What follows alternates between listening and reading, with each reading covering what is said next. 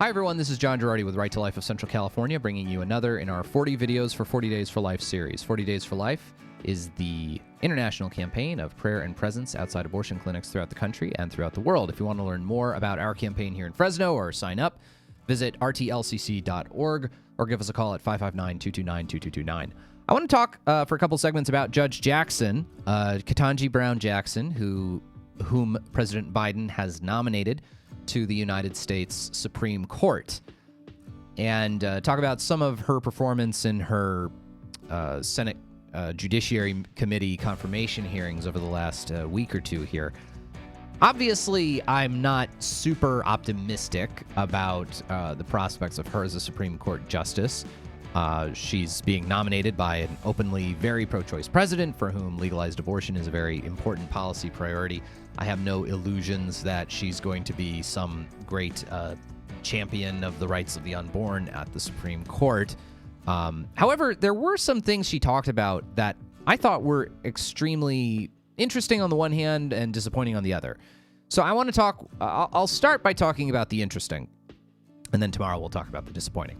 One of the interesting things she talked about was a Supreme Court case that could have been the Roe v. Wade of assisted suicide.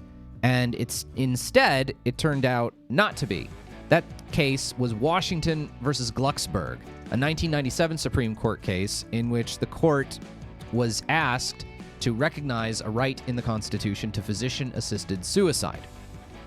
Now, this case, as I say, it could have been the Roe v. Wade of physician-assisted suicide. It was basically the court being asked, the 14th Amendment Due Process Clause, which says that no state shall deprive any person of life, liberty, or property without due process of law.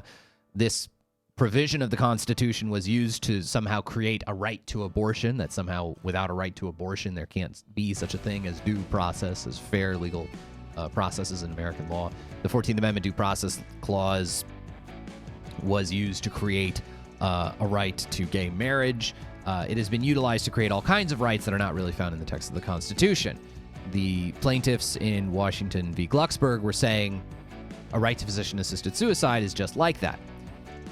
The Chief Justice Rehnquist, who was the Chief Justice at that time, was able to convince a majority of the justices to say, listen, we are not going to recognize newly recognized rights under the 14th Amendment unless they are essential to a scheme of ordered liberty and unless they are deeply rooted in American history and legal tradition.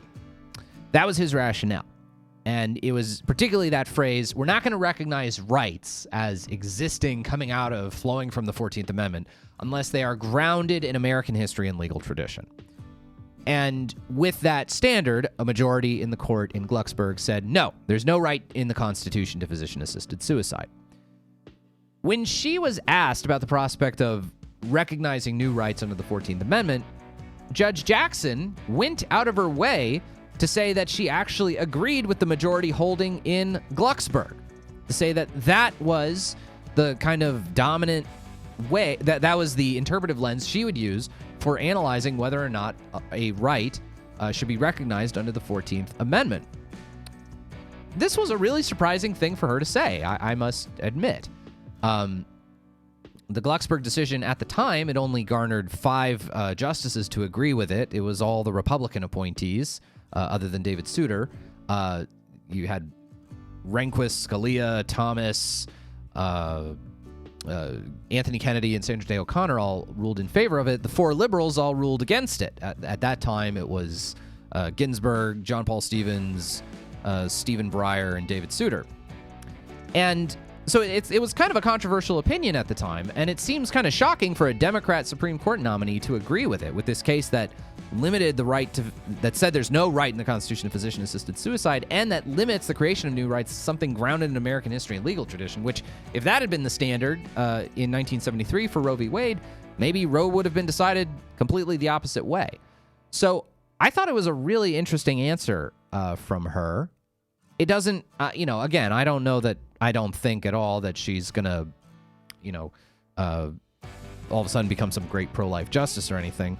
But it is interesting that Judge Jackson answered in that way. I think it gives me maybe like a 1% hope that she could be for the left what Justice Kennedy was for the right.